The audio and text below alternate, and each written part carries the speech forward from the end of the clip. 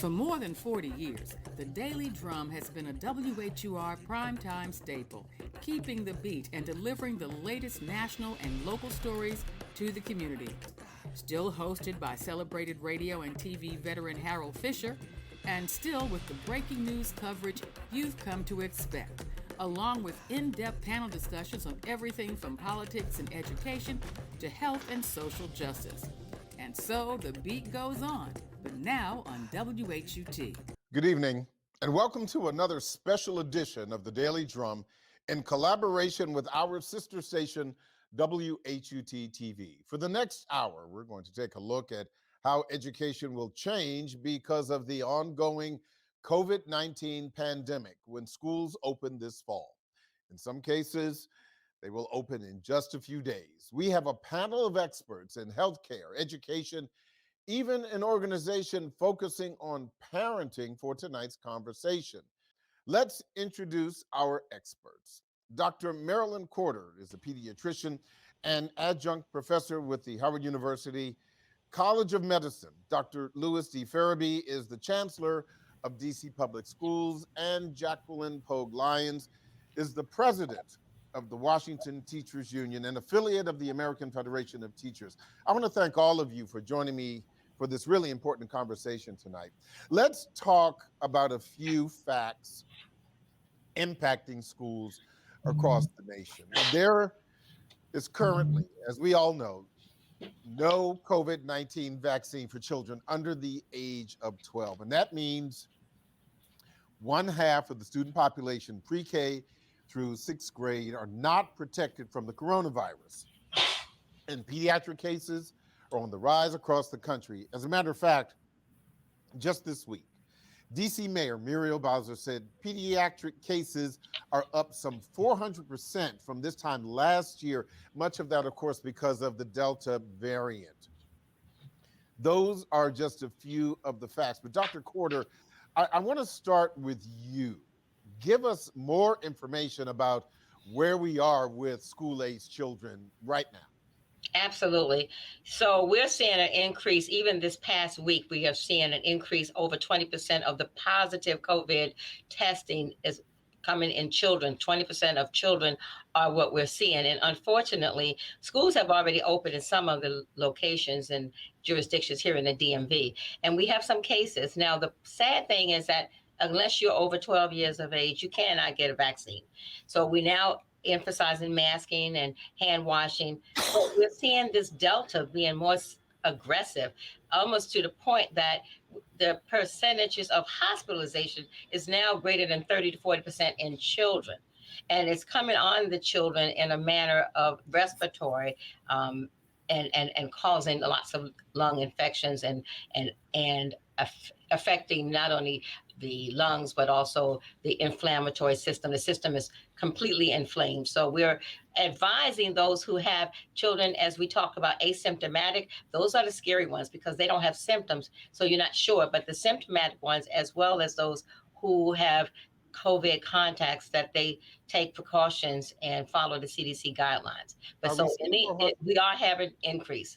Are we seeing more hospitalizations though? I mean, we are seeing as of today, we're seeing some more than 2,000 hospitalizations of children across the country. Are you seeing more of the same in this area as well? We are. And that's something that's new. And that's been since July, since opening up. We are seeing more children that are requiring hospitalization. It's one thing being positive. It's another thing with the symptoms being so severe that it's required to stay in the hospital. Dr. Farabee, DC Public Schools are set to open on August 30th.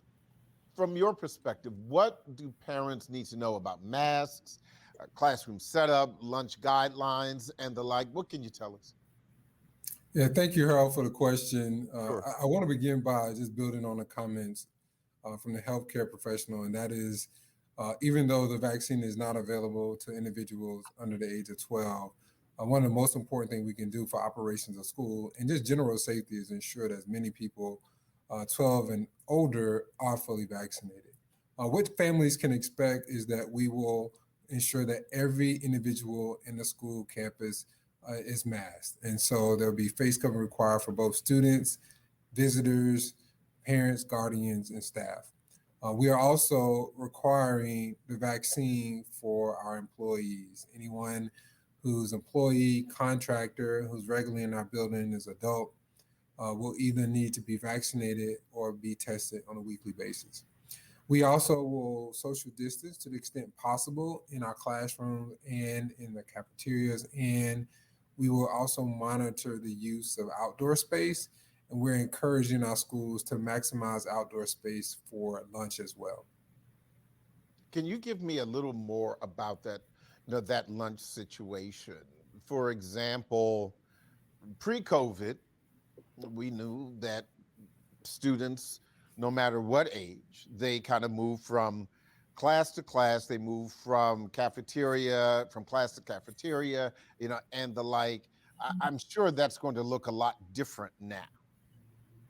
Yeah, so what I would point to, one is we have additional filterization units in our cafeteria. So in every space in the building, we have a medical grade HEPA filter, which helps clean the air, mitigate the spread of COVID-19. And that's a part of our layered approach, whether that is the sanitizing stations we have, the water stations, the additional deep cleaning, all that reflects the strategies noted by the CDC as a layered approach to mitigating the spread of COVID in a school building.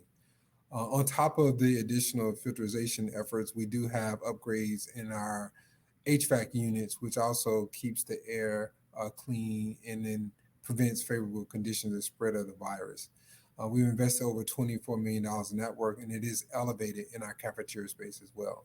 Our youngest students will continue to eat in the classroom as they've done before. So those students that are in grades pre-K3 and pre-K4 will be in their classroom in that small group setting. Students in older grades will transition throughout the cafeteria on days when outdoor space is not utilized. And there will be assigned seating for the cafeteria to ensure that we can keep up with any close contacts of students. And then we will social distance students to the extent possible with the expectation of trying to achieve 6 feet social distancing. For some schools and cafeterias, that may look more like 3 feet social distancing, but we want to ensure that we get every student fed on a daily basis while also meeting our social distancing expectations. Ms. Lyons, from your perspective as head of the union, where are you on the issue of vaccines, testing, and the teaching process? For example, in class and hybrid to keep teachers and staff safe? Well, as far as the vaccinating students, we agree with the policy that the mayor has set up. We believe that if you're not vaccinated, that you should test every week. And we know that we're going to have folks that have exemptions for medical or religious reasons, and we accept that. But we want to keep our youngest learners safe. And we know that the way we can do that is by ensuring that everyone is vaccinated. And if you can't get vaccinated, then you must test, because as you have said, and as both of our speakers, including the chancellor, has said, we have children under the age of 12 who don't have the privilege of getting the vaccination. And we also, as an organization, are encouraging all of our members and all of our families and students and parents to get vaccinated if they're above the age of 12. What we want to do is make sure we shore up our teachers, because they've had a long year and a half rising to the occasion of teaching virtually. And we know that was a heavy lift as far as technology is concerned, but it's a heavy lift emotionally to adjust from going from your home back into the classroom. So I want to ensure that they're as safe as possible with social distancing. I'm so happy that we all agree that we're going to mask. We also want to make sure that we give our not just our teachers, but also our students the emotional support that we need, because for many of our students, they did not fare well with the virtual world. And so we have to know that we have to make up for those losses that they may have suffered from over the last year and a half, and give our teachers the support they need to get our students where they need to be with their loss. Dr. Porter, if we continue to go the way that they have been going as it relates to infections with young people, do you believe that school systems may have to adjust again as they did during the very beginning of this pandemic in 2020? And if so, from a health expert's perspective, what might that adjustment look like? Thank you, Harold, for that question. You know, I see now already 2 or 3 of the local schools have had to make adjustments from the first day of school last week. And they're in pods, as the educators, as Chancellor Farabee said, and they're small groups. But when there's someone whose grandparent or what have you come down, or a positive case, then what does that look like? That looks like the phone calls to the doctor's office. That looks like quarantine. And that looks like the email going out to those individual families that attend that particular school. And that's going to be testing, of course, the mask wearing and the hand washing and the distance and the small groups. But that, again, when we have a positive case, and we have begun to experience that here in this area, then you kind of start all over, or you back step a little bit, because you want to make sure that you get it right, that the contagiousness of this Delta is not able to spread rapidly as we know it can when you're not consciously going through the guidelines of CDC. So I'm not sure. I mean, we see a rise already, and school has not completely fully opened up. And there are some children and families, of course, that are exempting out for various conditions, medical conditions or religious. But a lot of them are going back. So it's going to, as it rolls out, and the tail, it will tell its story as we see it. But I'm already beginning to see some schools backing up, and smaller of the groups going back because they're fearful. So, Dr. Farabee, are you, as chancellor, prepared to, for lack of a better term, repivot? I remember, and I'm sure you remember better than I, just how difficult it was to create this at-home model, because I think it's safe to say no one was prepared for this in 2020.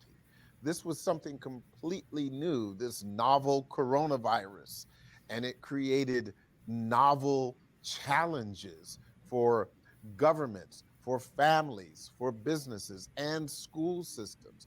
If we see a surge this fall, what are you prepared to do to address that? Yeah, we certainly are much more advanced now with how you effectively provide remote learning. We are very pleased this year. We are realizing our goal of having one-to-one technology for students in grades 3 through 12. So our older students will have their own device and can take those devices home when they need to learn remotely. And we have access to the internet. So we saw for our greatest challenge when we first entered into the remote learning space, and we're able to work around those issues. I think what we would do, and we've done in the past, is we would be nimble and be flexible when operations dictate that we need to do something different, or health conditions turn in a direction that requires us to take action. And so we will continue to monitor conditions with DC Health. We're well prepared to pivot when we need to pivot. But I believe that we have to maintain our focus on keeping students in school this school year. We just can't experience extended time away from school this school year the way we in the past, and continue to expect our students to thrive. And it has been a challenge for many families to have students learn at home, and for families to be engaged remotely.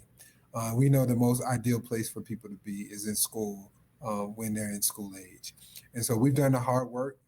We've done the work with the Washington Teacher Union. I'm glad to have a partnership with President Polk Lyons, and our teachers are ready to come back. If you talk with teachers over the summer, they're looking forward to getting back in the classroom with their students, as our schools are looking forward to receiving students as well. So we believe that we've created the conditions in our mitigating strategies.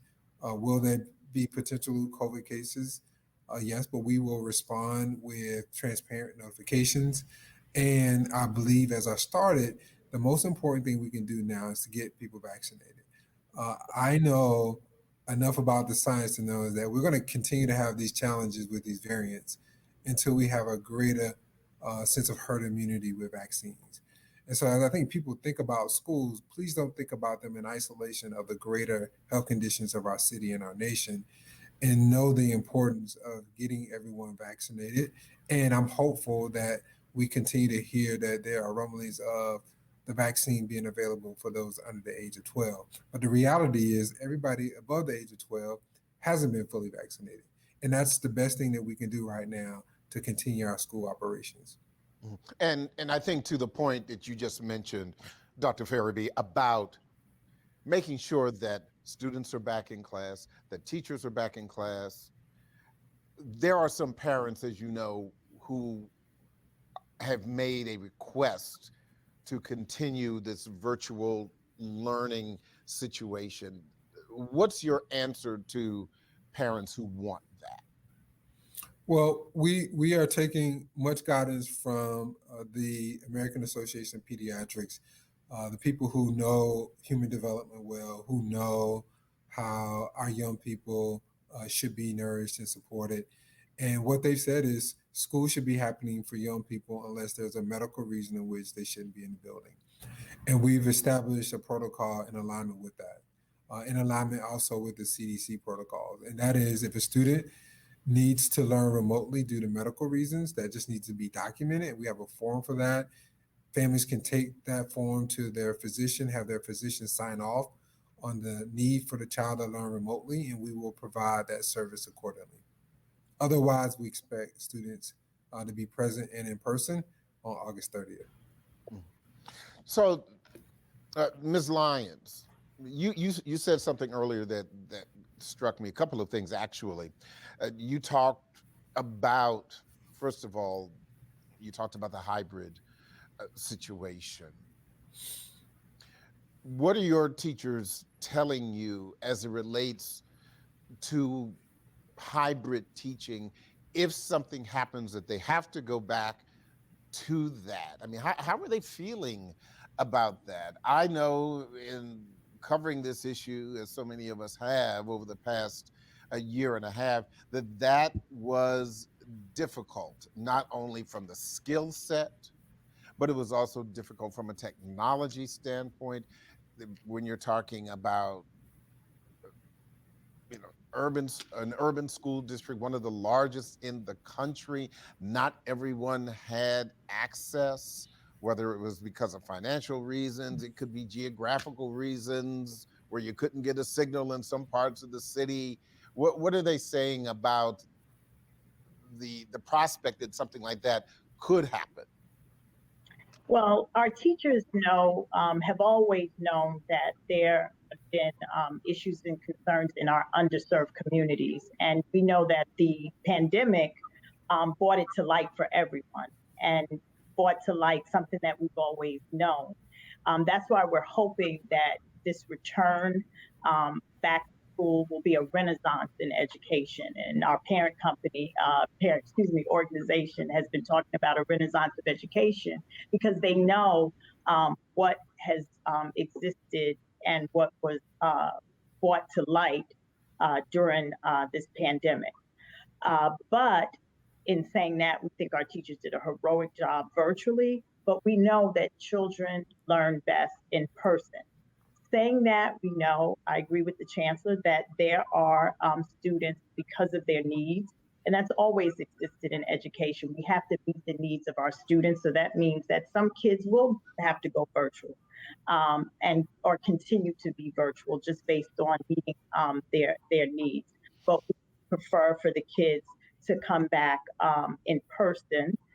We know that we might have to pivot because from what we've heard from the science of this virus, the Delta variant is 6 times more contagious than the variants we've had before. So we're hoping that we'll always have transparency to know that, hey, we might have to stop and hopefully not, but in certain areas of the city, we might have to go virtual.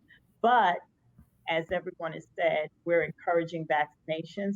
We're encouraging that everyone follow the safety procedures and protocols so that we can cut down on the incidences of having to close down, because we know that people are nervous and anxious. And my fear is that if we have to close down, it'll be difficult to convince folks to come back. So that was kind of my next point, because the other piece that you spoke about, you talked about the heavy lift of emotional support for teachers. And more than anything else, the thing that has permeated the challenge of the pandemic across every field, education, healthcare, business, home care, is emotional support for the people who are doing the work.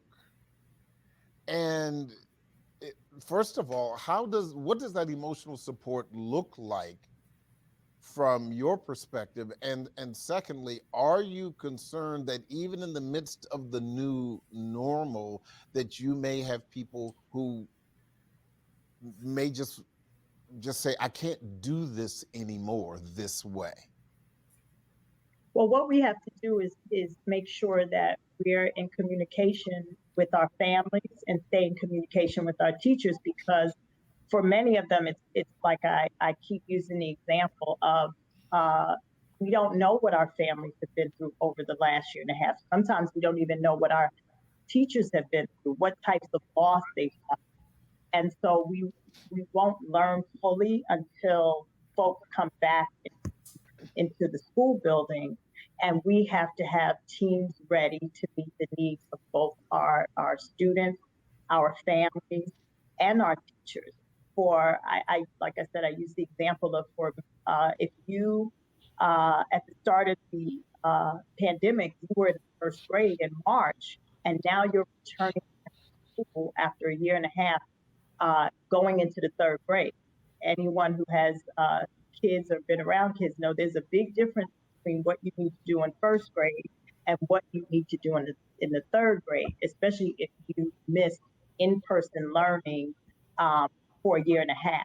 Hopefully these kids have gotten, were learning virtually, but we know for many of our underserved communities that was spotty.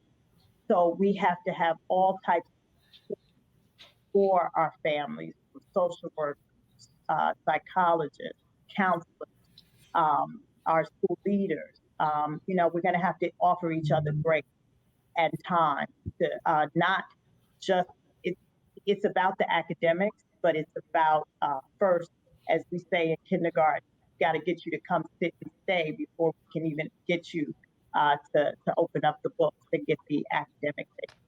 So just yes, you got to get you into the church in order to let you hear the sermon. I understand that.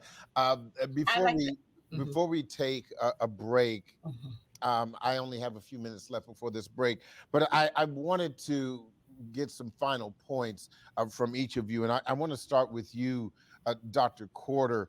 Very briefly, can you just share a list of things that you would advise parents about to help keep their children safe? But first, we need to make sure emotional readiness is very important. not just for the safety of the masking and the hand washing, etc., but to find out, if your child having problems sleeping, if your child very anxious, because this is like PTSD. We are frontline teachers, parents, as your guests have said, we all have been affected. And this is a different time. So you want to find out as the parents are preparing, going back to school, the backpacks, etc., to find out emotionally how that child is doing. And of course, physically, to make sure that he or she is ready, and to talk to them and to find out what's going on at the school and to be comfortable with their procedures. So both at home, how that child is ready to stand up and go to school in spite of the gaps, the psychological and development gaps, because like you said, a first grader versus a third grader, but finding out what's expected of that child and if they're able to come up to where that function that's needed for them to prosper. Okay. Dr. Farabee, the biggest concern for you ahead of the opening of school at the end of this month? So I want all of our families to be reminded, while we spent a lot of time talking today about the effects of COVID, even the COVID vaccine, just reminding that childhood pediatric immunizations are just as important. And fortunately, we're getting back to where we were pre-health emergency. And we want families to get that done before the school year starts. Students have until the 20th day. While the COVID-19 vaccine is not required for school, regular pediatric immunizations are required. And we want families to ensure that those shots are in the arm so their students can be safe beyond COVID. And also just wanted to reiterate the point around our many layered approaches to mitigating the spread of COVID-19. There isn't one strategy that solves it all, but there are a multitude of strategies that we can implement together that allows us to ensure that there's a safe learning environment for our students. Dr. Farabee, thank you so much for that as well. And finally, Ms. Lyons, your thoughts, your final thoughts before the break as we prepare to go back to school, your major concern. Well, just making sure that our teachers are supported, making sure our families are supported. I agree with the chancellor. We got to make sure that we support vaccinations. We got to support our families in getting their routine immunizations. Our union has received a grant from our parent organization, the AFT, to help support vaccinations and routine immunizations. As a matter of fact, this Saturday, we'll be at the Dorothy Height Library supporting immunizations and giving away backpack supplies. And we'll also be at Brooklyn Middle School supporting immunizations and vaccinations and giving out supplies and supporting a game truck for our students and parents who come by. Can you share that with me one more time, please? Those two places and what time? I think it's really important to get that information out. I know we'll be at Brooklyn Middle School from 10 to 12 on Saturday, this coming Saturday, August 21st, and we'll be at the Dorothy Height Public Library. And I'm sorry, I don't have the time right now, but I will get it to you. And again, we'll have lots of supplies and books and ways to help children register for immunizations and vaccinations. Yeah, all of that really important to make sure that we get, as you said, those shots in arms. One thing. Harold, can I add a little bit more context? Please do. I've got about one more minute, Dr. Farabee, so please go right ahead. So quickly, there are 3 middle schools that we have student adults giveaways. So there's Brooklyn Middle School, there's Sousa Middle School, and Johnson Middle School. Families who get the vaccine have access to the $51 gift cards. Also, students can choose AirPods. They can be in a lottery for a $25,000 scholarship. There are all kinds of incentives that families can have access to. So we're encouraging families to go out to those places. And then we have other sites across the city where students can get the COVID-19 vaccine, and they can also make an appointment to get their childhood pediatric immunizations. Thank you so much. Amen for the scholarships, Dr. Farabee. Thank you so much for that. We are going to take a quick station break.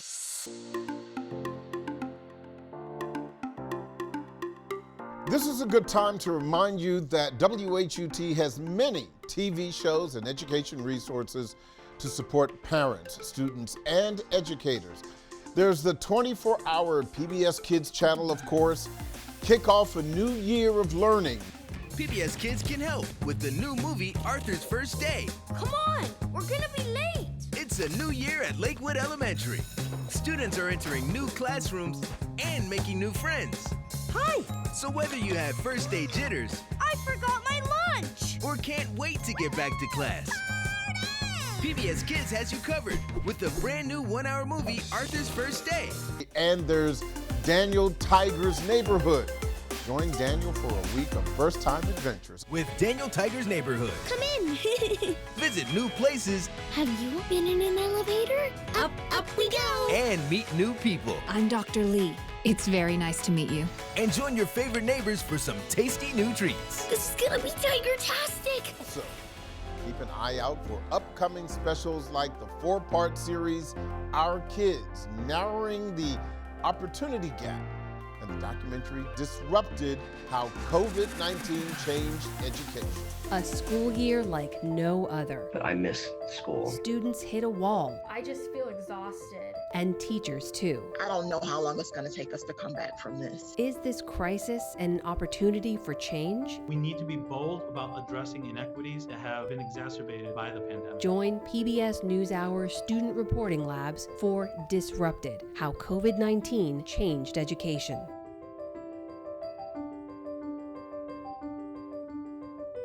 Thanks for staying with us. Our conversation Beyond the Basics, Education in a Pandemic World, continues now. I'm Harold Fisher.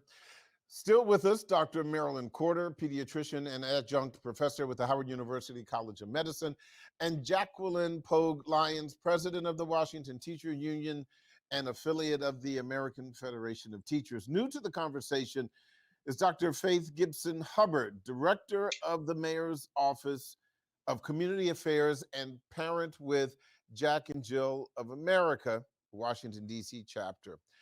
Dr. Gibson Hubbard, despite your titles, I'm sure you would agree that, for the sake of this conversation, you are a parent first, yes? First and always. That's correct. Absolutely. So what is first for you? What don't you know that you believe you need to know before school starts? What's the thing that kind of keeps you up at night about, COVID and your kids? Yeah, so thank you so much for that question. And what keeps me up most at night is just the unexpected, the things that you can't plan for, not knowing exactly what my children's classrooms will look like. What are the things I can prepare them for? It's just very different than how it's been in years prior, where we could go for open house and see where their seat would be or where their cubby would be for their backpack, or to really be able to walk them more through lunchtime and all those unexpected things. And also just even my children's anxiety with going back. Those are a lot of things that are just unexpected and I'm unsure of, and so are my children. This year will be unlike any other. Last year we started virtually and then kind of gradually went into some in person.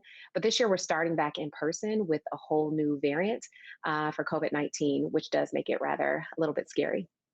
It's interesting because, you have a 3-year-old girl and you have a 7-year-old son. So you have newer students. Yes.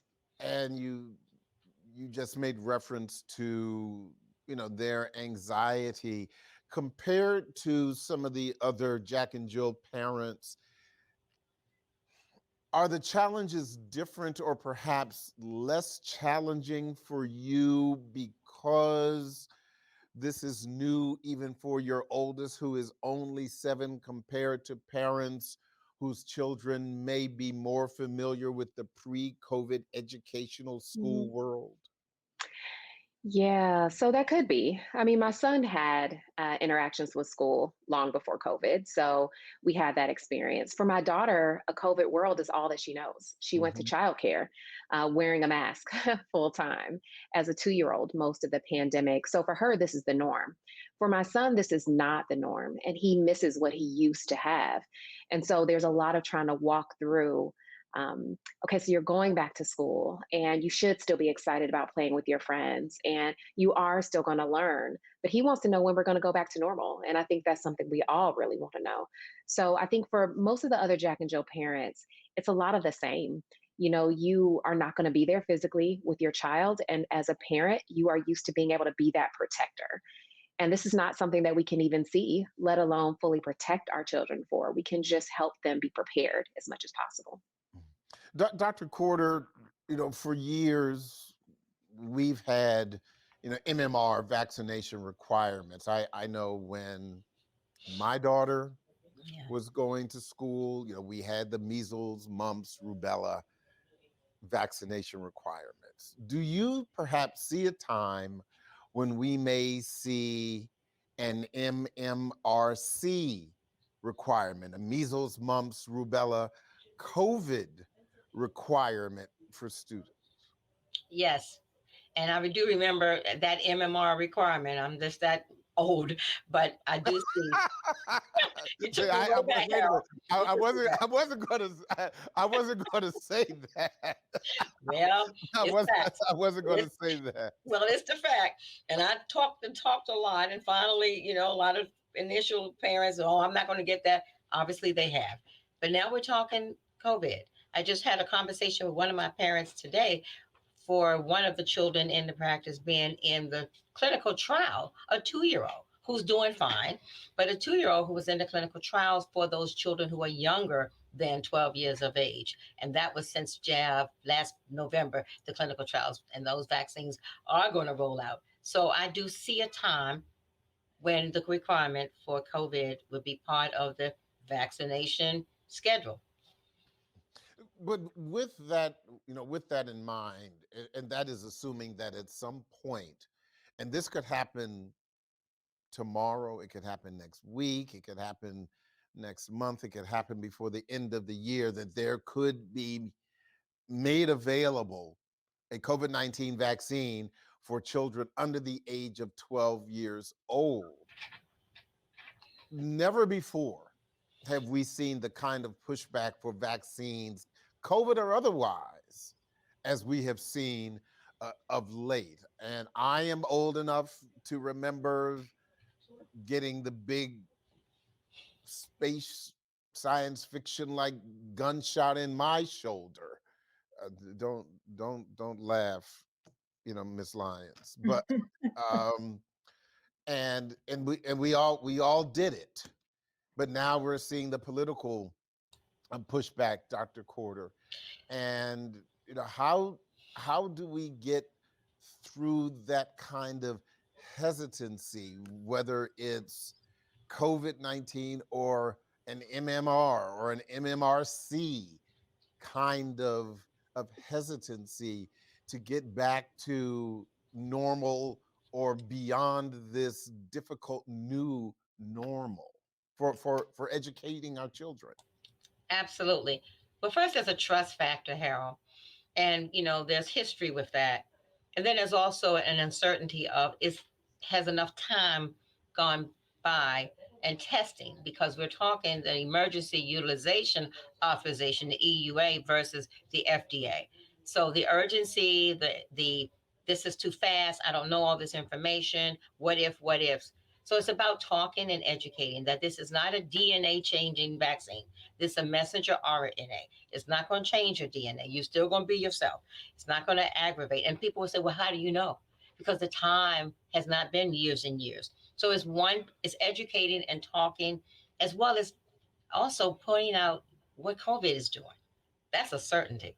And how even after having COVID, the post-COVID, the long haul of COVID, and how it's affecting everyone, not just the seniors, not just the comorbidity, even young people after having COVID have long-term effects.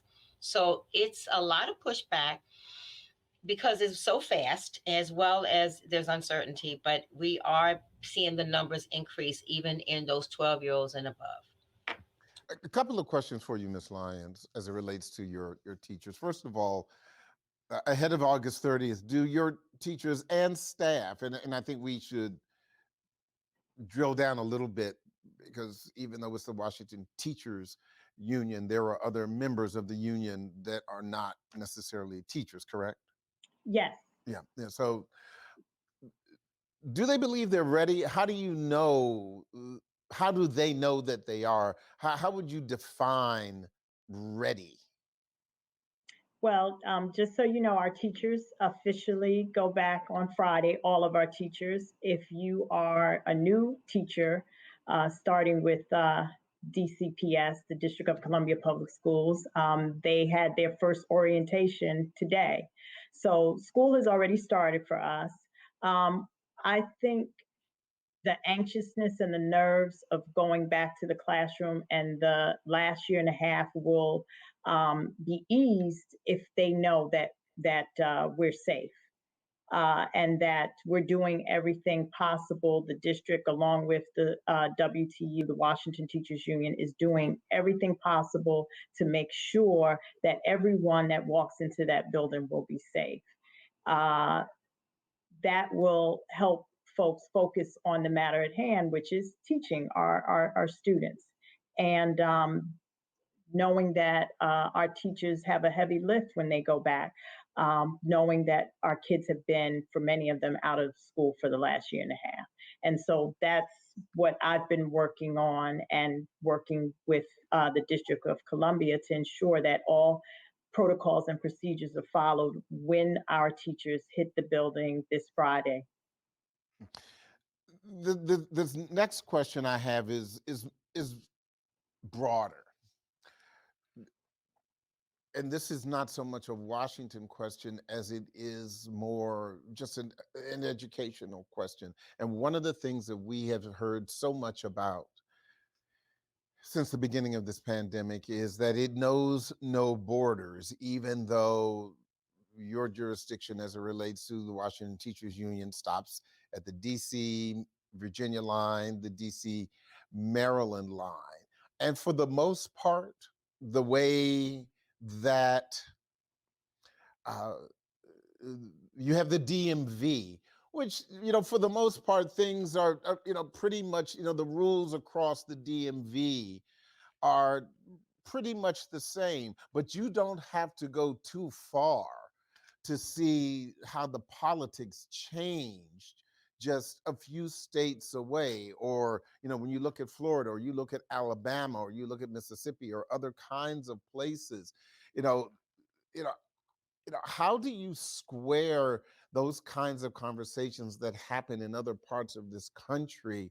What kind of discussions are you having with your other counterparts in other parts of this country where the politics are so polarized?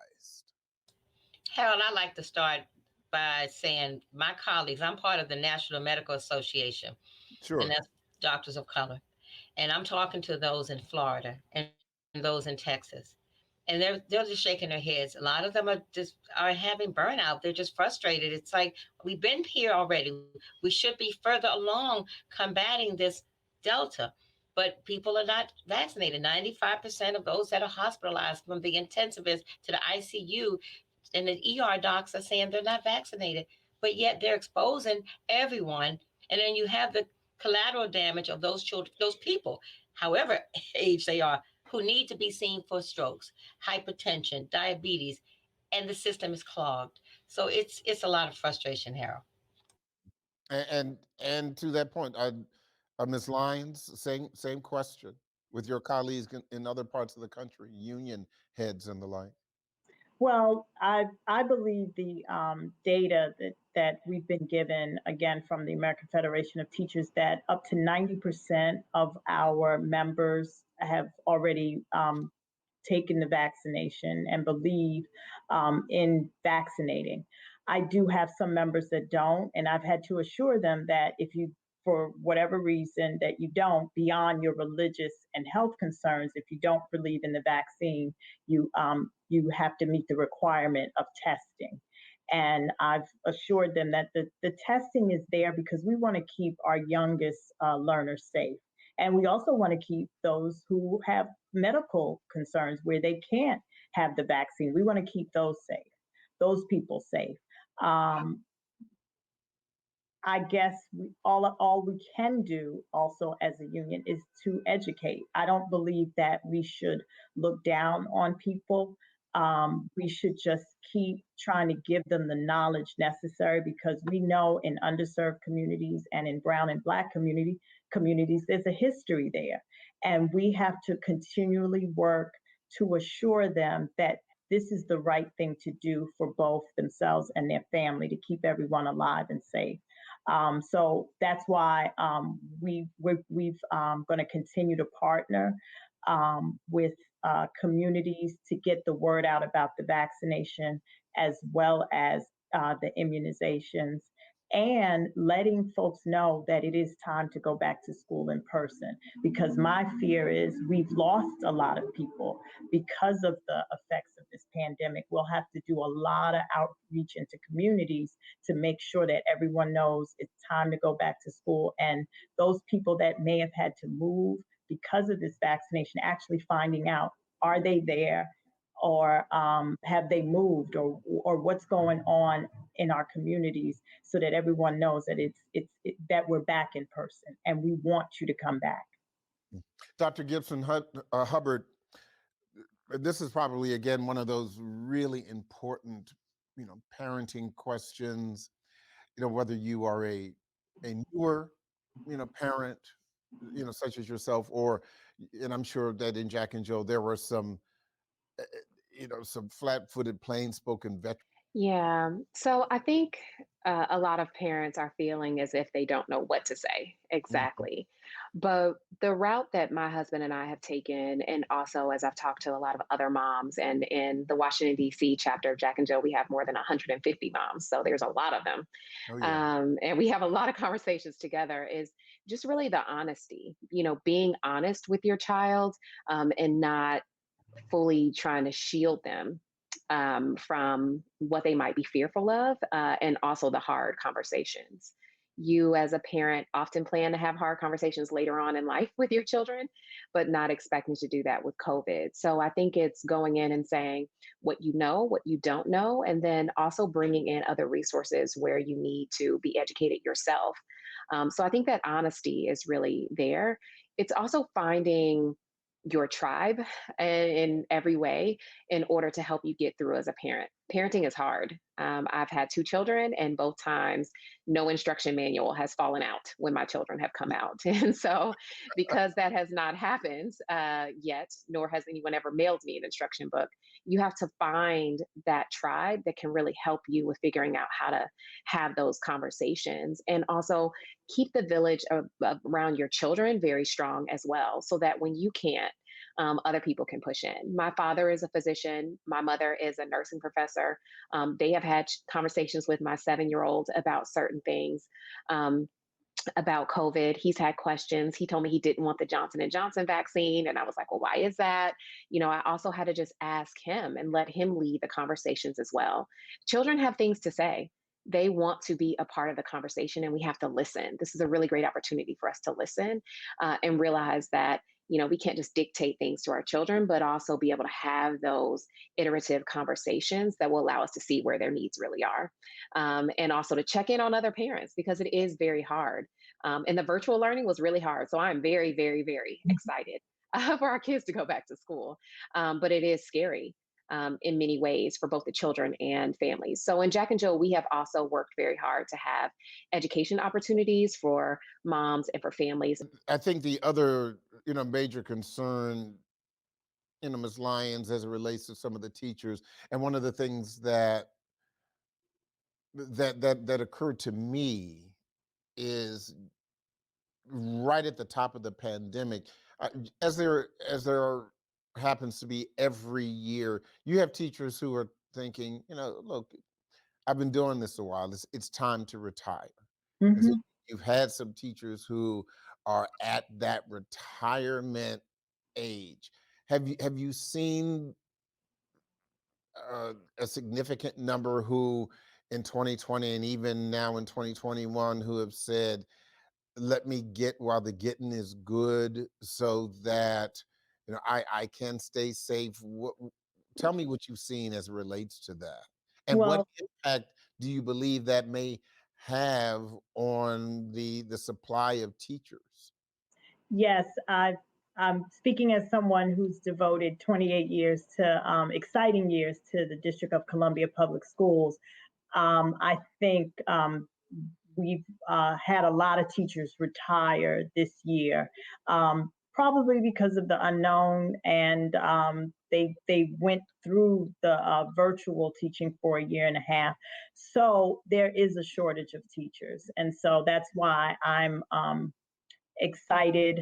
I'm sad about the shortage, but I'm excited about investing in our new teachers and doing everything we can to support them, because I think this shortage of people coming into our profession is going to continue. And we have to figure out new ways to address the needs of those coming into this profession. It's not like it was when I came into the profession 28 years ago. We have to have a different thinking about how to get these folks who are now millennials, and we even have folks who are Gen Zs, and they require something different in order to get and keep them. And they know that they are a hot commodity. So we have to give them the support through professional development, mentoring. How do we evaluate them so that they see growth and not see that they're being penalized for something that they don't know? So those are all the things that I know I'll be working on this year as the president of the Washington Teachers Union. We always get the best and the brightest. I'm almost amazed at the diversity and of experiences that our teachers bring and the knowledge, but we haven't always been the best at keeping them, and we have to do better. And to that point, how has the pandemic impacted your ability to sell this profession? Because I would imagine, just like with healthcare, in some cases, some people coming out of school were saying, well, I knew I was going to have to deal with some things, but because this is completely new, not thought of, some teachers may have said, I didn't sign up for this. Right. And so how do you how do you bring them in when you've got all of these other, dare I say, newfangled challenges, and then you've got COVID? Right. Well, I tell people from the beginning, this is the hardest work you'll ever do, but it is the most rewarding work you'll ever do, where you can really make a difference. I tell folks that I wouldn't be where I am today if it wasn't for teachers who took my mom and her 9 brothers and sisters under their wings, because they came from a family where their parents didn't have the benefit of an education. And they, as I say, they were newly immigrated from North Carolina to DC. And they didn't have the benefit of a formal education, but it was teachers that helped to push them along. And I'm here today because of those teachers that pushed my mom and her brothers and sisters. So we've always had challenges. We know it's the hardest work, but it can be the most rewarding. But from a standpoint as a union and as the District of Columbia Public Schools, I've said before, we have to mentor these teachers. We have to free up our administrators to support new teachers. The leaders in our school have to be able to give them the support they need. And we have to give them constant professional development that's valuable, that they can learn and take it right into the classroom. And lastly, we have to be sure that we evaluate them fairly. I don't think that we evaluate our teachers in the district as fairly as we can. And even the chancellor revealed the results of a study on our evaluation system known as IMPACT, that it can tend to be biased and racist against particularly Black and Brown teachers, and especially those teachers in teaching in underserved communities. So we have to grapple with that if we want to keep teachers. Real quick, I'm just about out of time. I want to get some real quick round robin final thoughts from each of you, just really, really quick. Dr. Corder, just a real quick final thought. What do you think people need to know about education and COVID going forward? Real quick. Yes, absolutely. So we want to make sure that we still keep the environment safe, and education in a positive way, but also health-wise in a preventive and following the guidelines. And that's so very important. Those two hand in hand will be a wonderful mix once we get past this pandemic as well. Dr. Gibson Hubbard. We have to listen to our children, and we need to follow their lead and also partner and follow the leads of families in real deep ways, because I think that will help us be able to move forward and to build greater trust in families wanting to send their children back to school. Ms. Lyons. Follow all safety protocols and procedures. I also agree, listen to our children, return back to school in person, and also know that this is going to end one day. We won't be stuck here forever. Ladies, thank you so much. I really want to thank you all for joining me for tonight's conversation. Very, very important comments and very informative. I also want to say this pandemic continues to be with us, and it continues to evolve. We have moved from a shutdown to pivoting and evolving. This is particularly the case when it comes to the education of our children. And we must continue to do just that, to educate our children for their sake. And to find out more about WHUT's education and community resources, visit WHUT.org/community and WHUT.org/education.